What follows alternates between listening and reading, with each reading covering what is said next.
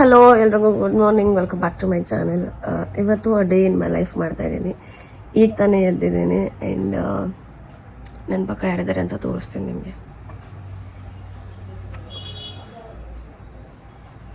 ಮತ್ತು ಇವರು ಇದ್ದಾರೆ.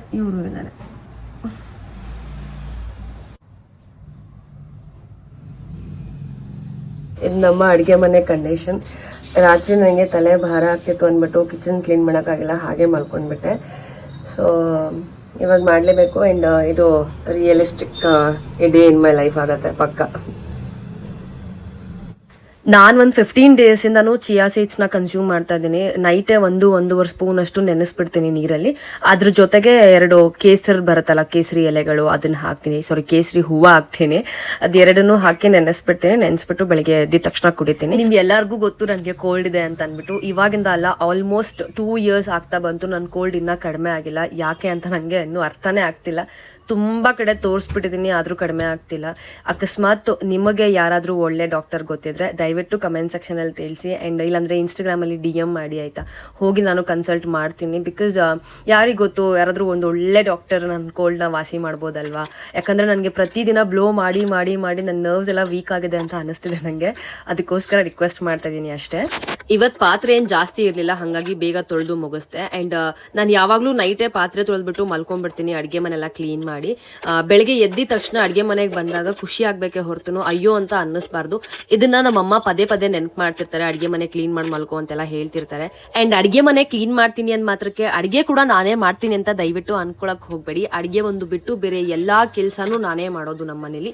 ಈ ವ್ಲಾಗಲ್ಲಿ ಎವ್ರಿ ಸಿಂಗಲ್ ಡೇ ನಾನು ಮನೇಲಿದ್ದಾಗ ಏನೇನು ಕೆಲಸ ಮಾಡ್ತೀನಿ ಅದನ್ನ ಇಲ್ಲಿ ತೋರಿಸಿದ್ದೀನಿ. ಆ್ಯಂಡ್ ಇದು ನನ್ನ ರಿಯಲಿಸ್ಟಿಕ್ ಎಡಿಷನ್ ವ್ಲಾಗ್ ಅಂತಾನೆ ಹೇಳ್ಬೋದು.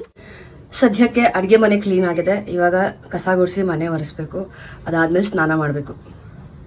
ನನಗೆ ನಮ್ಮ ಮನೇಲಿ ಯಾವುದೇ ಥರ ಕೆಲಸ ಮಾಡಬೇಕಾದ್ರೂ ಬೇಜಾರಾಗಲ್ಲ. ಆದರೆ ಕಸ ಗುಡಿಸ್ಬೇಕಾದ್ರೆ ಬರೋ ಕೋಪ ಇದೆಯಲ್ಲ, ನಾನು ಯಾರ ಮೇಲೆ ತೋರಿಸ್ಕೋಬೇಕು ಅಂತಲೇ ಗೊತ್ತಾಗೋದಿಲ್ಲ.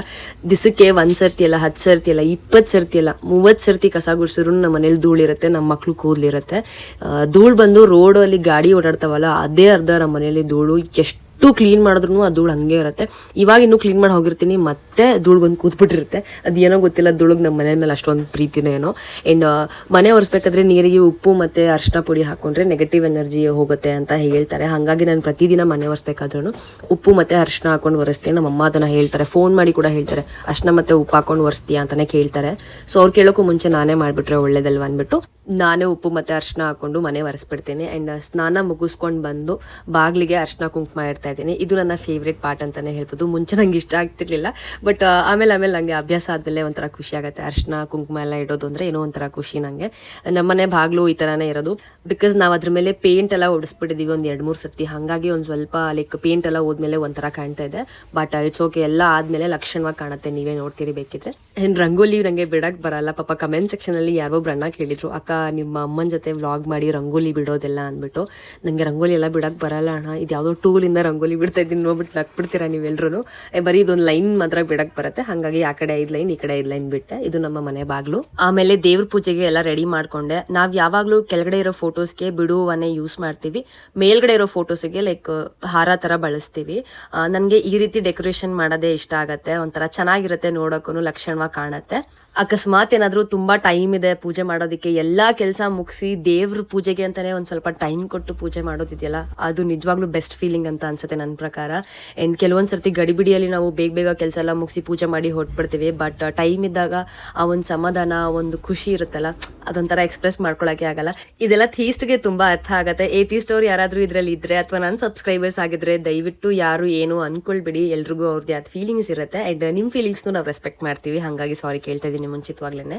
ಆಮೇಲೆ ಕೆಳಗಡೆ ಫೋಟೋಸ್ಗೆಲ್ಲಾನು ಹೂವು ಇಟ್ಬಿಟ್ಟು, ಮತ್ತೆ ಮೇಲ್ಗಡೆ ಹಾರ ಹಾಕಕ್ಕೆ ಹೂವು ಇರಲಿಲ್ಲ, ಬಿಡು ಹೂವನೇ ಇದ್ದಿತ್ತು. ಹಂಗಾಗಿ ಅದೇ ಹೂವುಗಳನ್ನ ಮೇಲೆ ಫೋಟೋಸ್ಗೂ ಇಟ್ಟೆ. ಅದಾದ್ಮೇಲೆ ಮಿಕ್ಕಿದ ಹೂವನ ಎಲ್ಲ ಎತ್ತಿಟ್ಟೆ. ಆ್ಯಂಡ್ ಪೂಜೆ ಮಾಡೋದಕ್ಕೂ ಮುಂಚೆನೂ ಗಂಜಲ ಹಾಕ್ತೆ ಮನೆ ಪೂರ್ತಿ. ಆಮೇಲೆ ಗಂಜಲನ ಮುಂಚೆ ಕುಡಿತಾ ಇದ್ದೆ, ಬಟ್ ಇವಾಗ ಬಿಟ್ಬಿಟ್ಟಿದ್ದೀನಿ ಕುಡಿಯೋದು.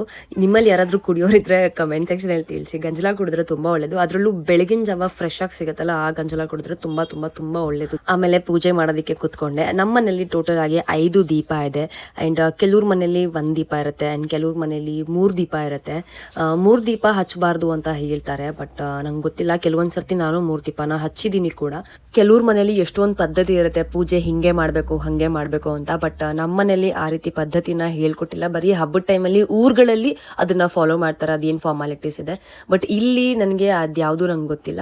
ಮನ್ಸಾರೆ ಪೂಜೆ ಮಾಡೋದು ಏನು ಅಂದರೆ ನನ್ನ ಪ್ರಕಾರ ದೀಪ ಹಚ್ಚೋದು ಆ್ಯಂಡ್ ಕಡ್ಡಿ ಹಚ್ಚಿ ದೇವ್ರನ್ನ ಕೇಳ್ಕೊಳ್ಳೋದು ಅಷ್ಟೇ ನನಗೆ ಗೊತ್ತಿರೋದು. ಅದಾದಮೇಲೆ ಇಲ್ಲೇ ಮ್ಯಾನಿಫೆಸ್ಟ್ ಮಾಡ್ತಾ ಇದ್ದೆ.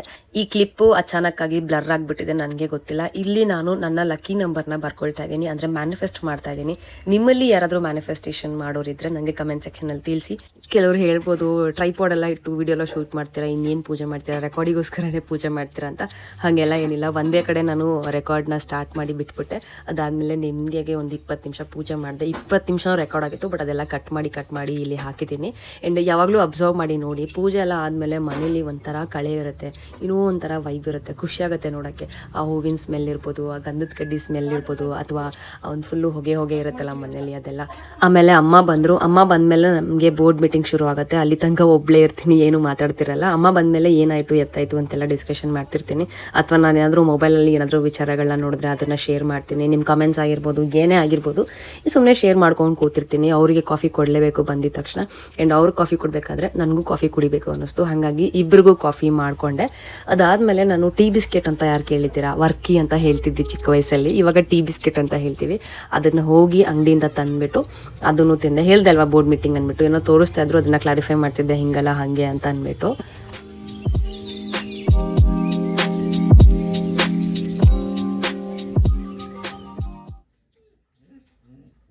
ಏನು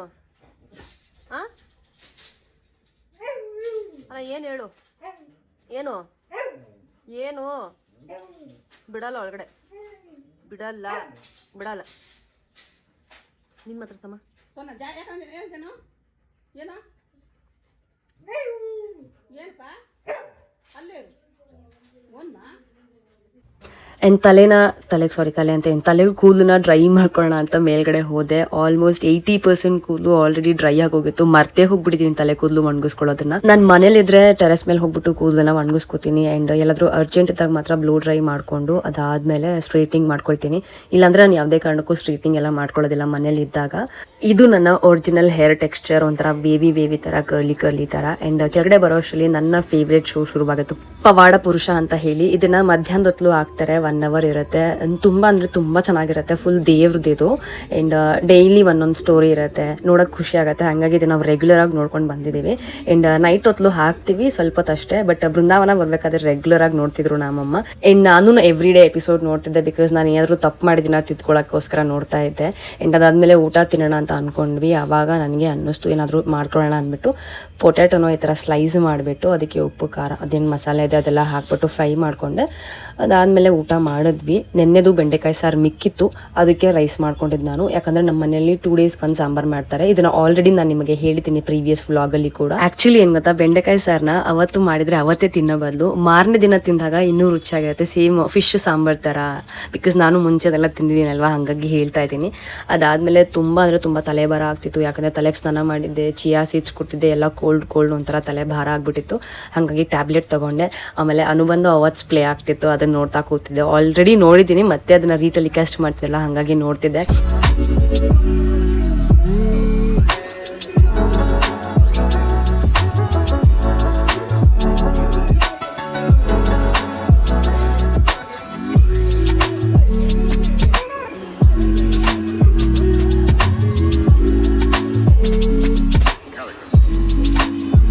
ಮಧ್ಯಾಹ್ನದ ಹೊತ್ತು ನಮ್ಮಮ್ಮ ಮಲ್ಕೊಳ್ತಾರೆ. ನಾನು ಕೆಲವೊಂದು ಸರ್ತಿ ನಿದ್ದೆ ಬಂದರೆ ಮಲ್ಕೊಳ್ತೀನಿ, ಇಲ್ಲಾಂದರೆ ಸುಮ್ಮನೆ ಹಂಗೆ ಮೊಬೈಲ್ ನೋಡ್ಕೊಂಡು ಉರ್ಲಾಡ್ತೀನಿ. ಯಾಕೆ ಅಂದರೆ ನೈಟ್ ಆಮೇಲೆ ನಿದ್ದೆ ಬರೋದಿಲ್ಲ. 1 ಗಂಟೆ 2 ಗಂಟೆ 3 ಗಂಟೆ ಆಗೋಗುತ್ತೆ ಒಂದೊಂದು ಸರ್ತಿ.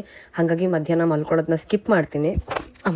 ಸಾರಿ, ನಮ್ಮ ಅಮ್ಮಂದು 1 ರೌಂಡ್ ನಿದ್ದೆ ಆದಮೇಲೆ ಇಬ್ರು ಟೆರೆಸ್ ಮೇಲೆ ಹೋದ್ವಿ. ಯಾಕೆ ಅಂದರೆ ಟ್ಯಾಂಕ್ ಕ್ಲೀನ್ ಮಾಡೋದಕ್ಕೆ.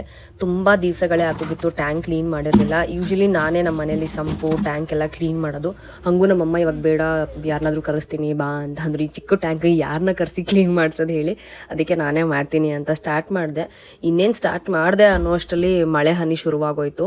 ಅಮ್ಮ ಹಂಗೂ ಬೇಡ ಬಾ ಮಳೆ ಶುರುವಾಗೋಯ್ತು ಇನ್ನೇನು ಮಾಡ್ತೀಯ ಅಂದರು. ಬಟ್ ನಾನು ಇಲ್ಲ ಮಾಡಿಬಿಡ್ತೀನಿ, ಹಿಂಗಿದ್ರು ಶುರು ಮಾಡಿಬಿಟ್ಟಿದ್ದೀವಿ, ಬೇಗ ಬೇಗ ಮುಗಿಸೋಣ ಅಂತ ಶುರು ಮಾಡಿದೆ. ಆಮೇಲೆ ನನ್ನ ತಮ್ಮ ಬಂದ, ಅವನ ಜೊತೆ ಸ್ವಲ್ಪ ಹೈಡ್ ಆ್ಯಂಡ್ ಸೀಕ್ ಆಟ ಆಡಿಬಿಟ್ಟು ಫುಲ್ಲು ಕಂಪ್ಲೀಟಾಗಿ ಟ್ಯಾಂಕ್ ಎಲ್ಲ ಕ್ಲೀನ್ ಮಾಡಿದ್ದೀನಿ. ನಿಮಗೆ ತೋರಿಸ್ತೀನಿ ಹೇಗೆ ಕ್ಲೀನ್ ಮಾಡಿದ್ದೀನಿ ಅಂತ. ಕ್ಲೀನ್ ಮಾಡಿ ಹೊರಗೆ ಬರೋ ಅಷ್ಟರಲ್ಲಿ ಫುಲ್ ನೆಂದೋಗ್ಬಿಟ್ಟಿದ್ದೆ ಆ್ಯಂಡ್ ನನ್ನ ತಲೆ ಕೂದಲು ಸಹಿತ ನೆಂದೋಗ್ಬಿಟ್ಟಿತ್ತು. ಆಮೇಲೆ ಮಳೆ ಏನು ಬಂದಿಲ್ಲ, ಬರೀ ಸುಮ್ಮನೆ ಹನಿ ಬಂದ್ಬಿಟ್ಟು ನಿಂತೋಗ್ಬಿಡ್ತು, ಜಾಸ್ತಿ ಜೋರಾಗೆಲ್ಲ ಏನು ಬಂದಿಲ್ಲ. ನಿಮಗೆ ತೋರಿಸ್ತೀನಿ ಹೇಗೆ ಕ್ಲೀನ್ ಮಾಡಿದ್ದೀನಿ ಅಂತ.